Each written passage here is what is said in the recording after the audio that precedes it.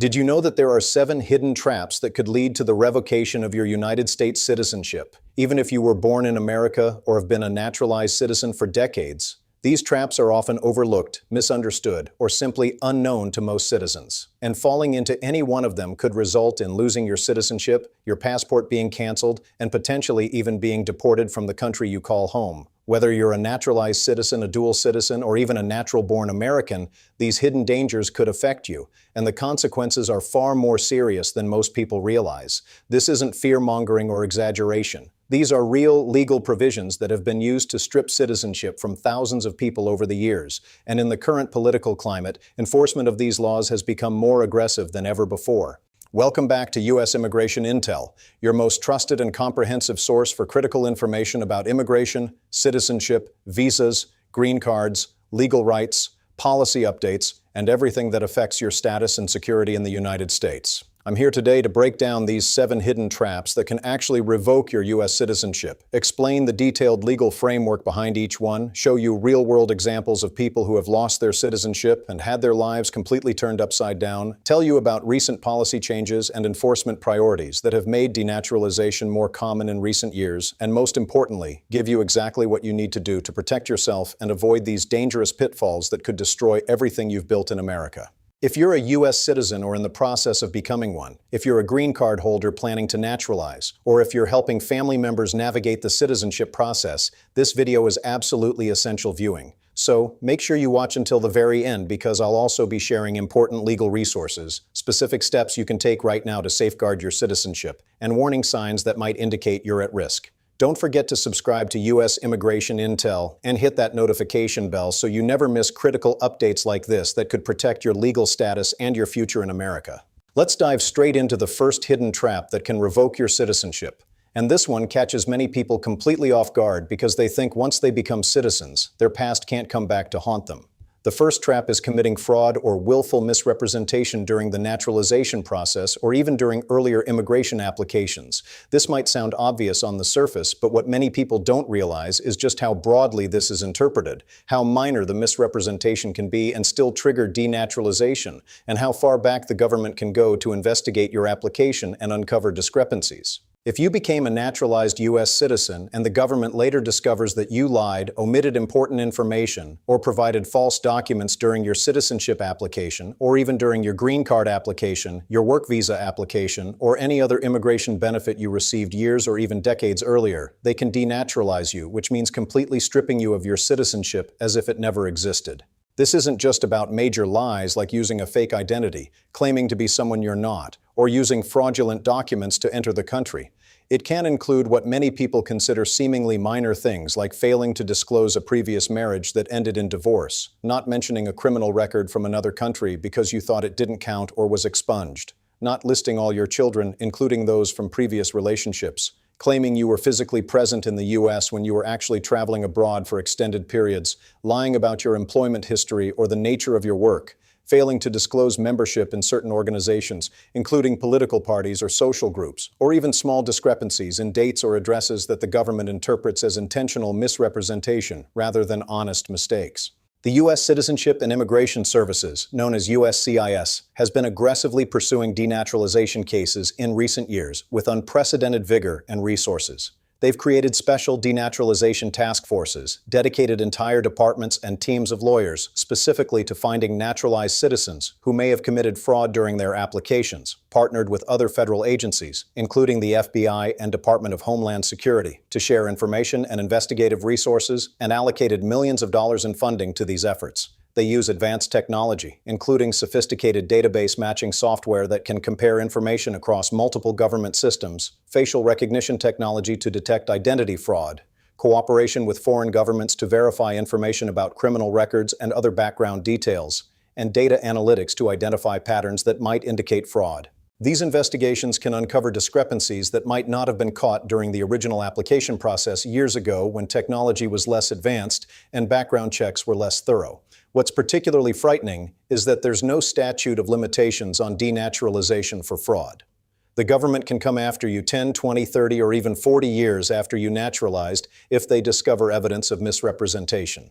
And by that time, you might have lived your entire adult life as an American citizen, raised children who are citizens, built a career, bought a home, and established deep roots in your community only to have it all taken away. The emotional, financial, and social devastation of losing citizenship after decades can be absolutely overwhelming for individuals and their families. The second trap involves serving in a foreign military without permission. And this is an area where many dual citizens get into serious trouble without even realizing they're putting their U.S. citizenship at risk. Many dual citizens or naturalized Americans don't realize that serving in the armed forces of a foreign country can be grounds for losing U.S. citizenship, especially if that foreign military is engaged in hostilities against the United States, or if you serve as a commissioned or non-commissioned officer in a leadership position. U.S. law specifically states that if you voluntarily and with the intention of relinquishing U.S. citizenship serve in the armed forces of a foreign state engaged in hostilities against the United States, you can and will lose your citizenship automatically. But here's where it gets tricky, complicated, and where many people get caught in situations they never anticipated. Even serving in the military of a friendly nation, a close ally of the United States, can sometimes be problematic and raise questions about your citizenship if you didn't get prior written approval from the State Department, which most people don't even know is a requirement.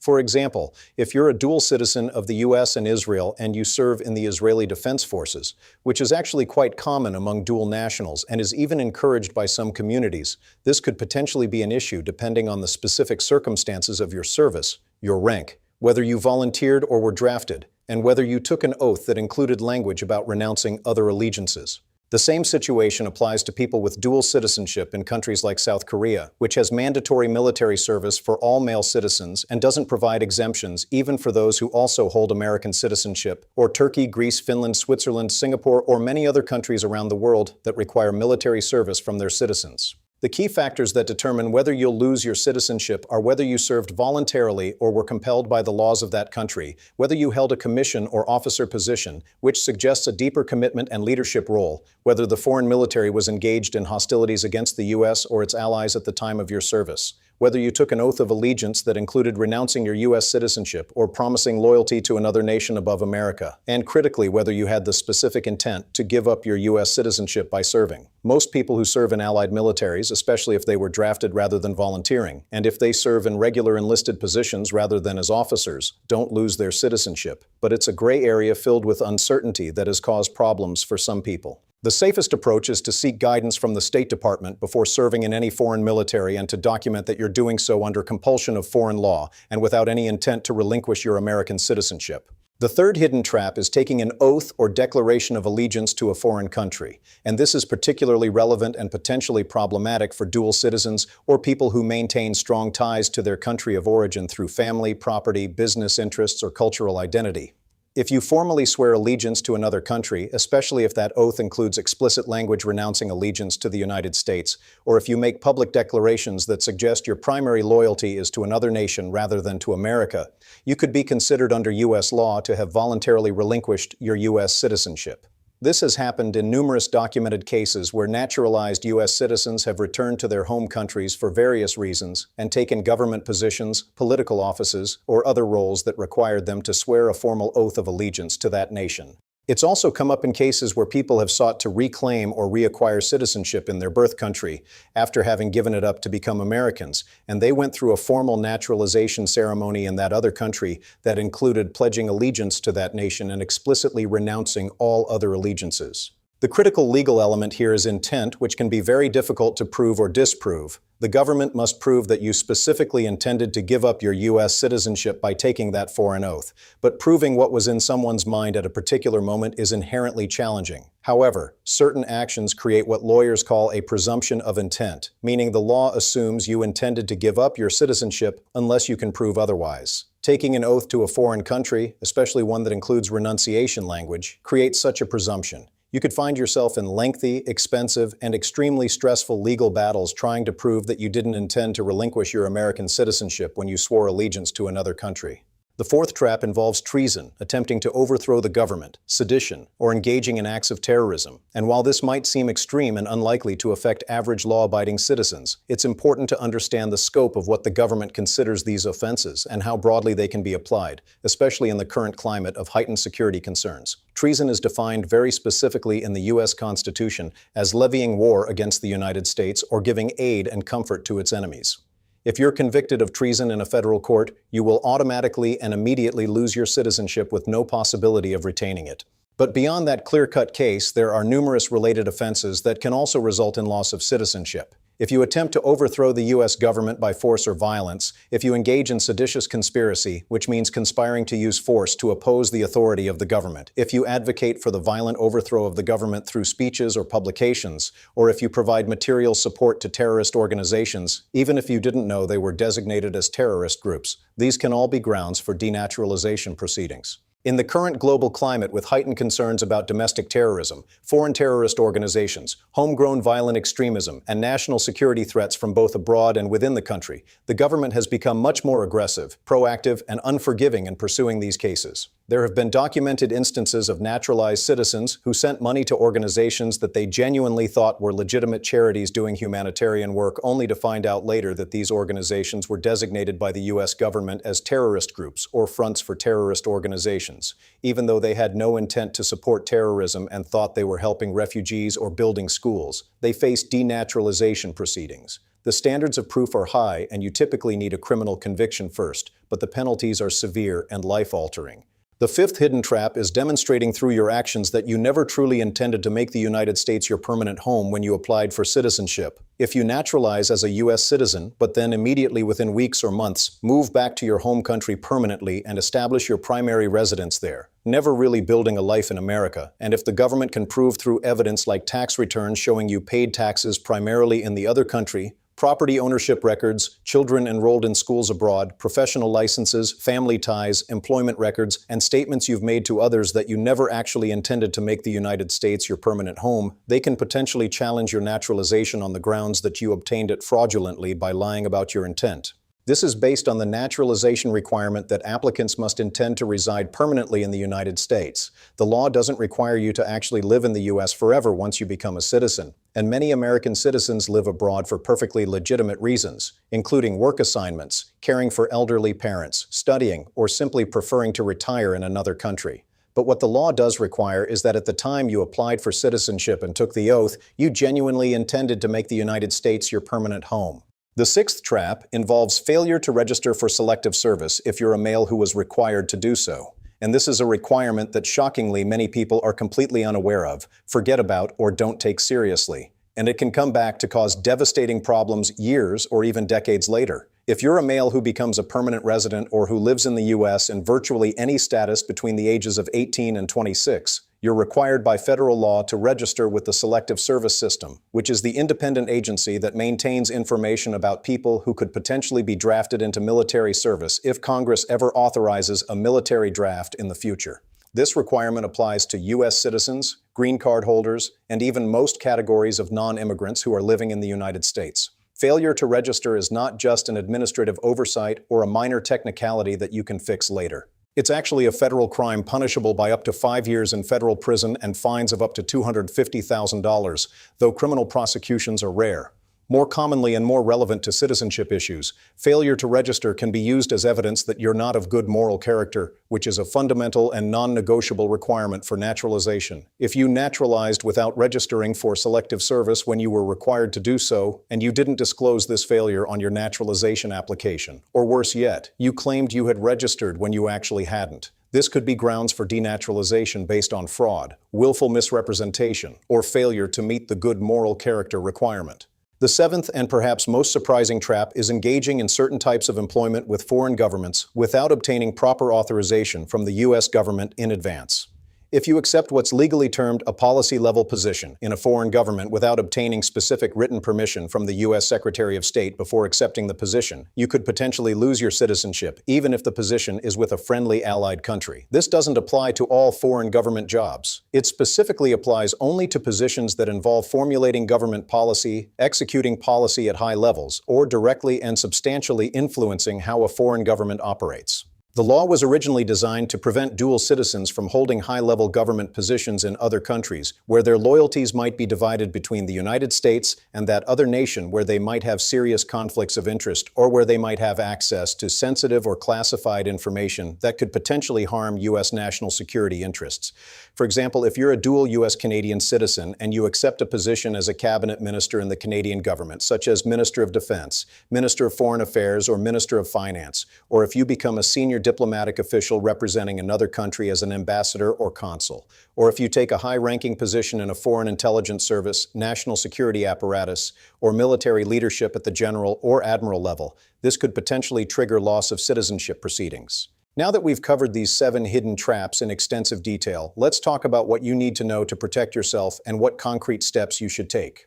First and foremost, if you're currently going through the naturalization process or planning to apply, absolute honesty and complete disclosure is critical. Disclose everything asked on the forms and in interviews, even if you think it's minor, irrelevant from many years ago, or you're not sure if it counts. It's far better to disclose something that turns out not to matter than to hide something that could be discovered later and used as grounds for denaturalization. If you have any uncertainty about what to disclose, whether something counts as a crime, whether an organization membership matters, or how to answer questions truthfully, consult with an experienced immigration attorney before submitting your application. The cost of legal advice up front is minimal compared to losing your citizenship years later. Second, if you're a dual citizen or maintain strong ties to another country, be extremely careful about taking oaths, serving in foreign militaries, or accepting foreign government positions. Before doing these things, consult with an immigration lawyer who can advise you on potential implications. In many cases, there are ways to do these things without jeopardizing citizenship, but you need to follow proper procedures and sometimes get advanced approval. Third,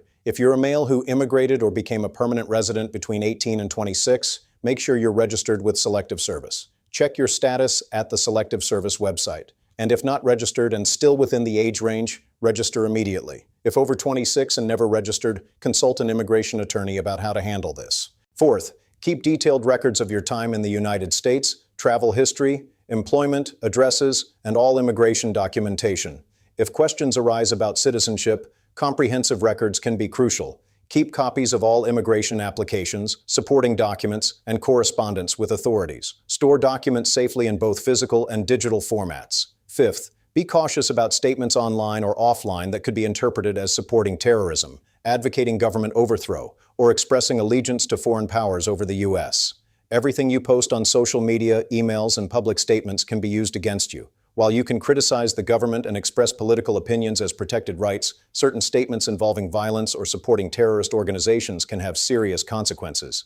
If you receive notice of denaturalization proceedings, take it extremely seriously and hire an experienced immigration attorney immediately. These cases are complex with incredibly high stakes and you need professional representation. Don't handle it yourself, ignore it, or wait for help. Understanding the burden of proof is important. The government must prove its case by clear and convincing evidence, a higher standard than most civil cases, though not as high as criminal cases. However, don't be complacent. The government has substantial resources, including databases, foreign government cooperation, and investigative tools to uncover decades-old information. Real-world examples show how serious these issues are. One man who was a citizen for over 20 years was denaturalized when the government discovered he failed to disclose a minor conviction from his home country on his green card application decades earlier. Despite living as a law-abiding citizen, raising a family, and building his life here, he lost everything. Another woman who naturalized was denaturalized for not disclosing brief foreign military service before coming to the U.S., even though it was short and non-combat. These cases demonstrate that the government takes these issues very seriously, and consequences can be devastating. Thank you so much for watching U.S. Immigration Intel today. If you found this information valuable, eye-opening, and important, please give this video a thumbs up and share it with friends, family members, or anyone who might benefit from understanding these hidden traps that can revoke U.S. citizenship. We're here every week bringing you critical information about immigration, citizenship, legal rights, benefits, and everything affecting your life and status in the United States. Subscribe to U.S. Immigration Intel if you haven't already, and turn on notifications so you never miss important updates that could protect your legal status and future. Stay informed, protect your rights, know the law, and I'll see you in the next video. Take care and stay safe.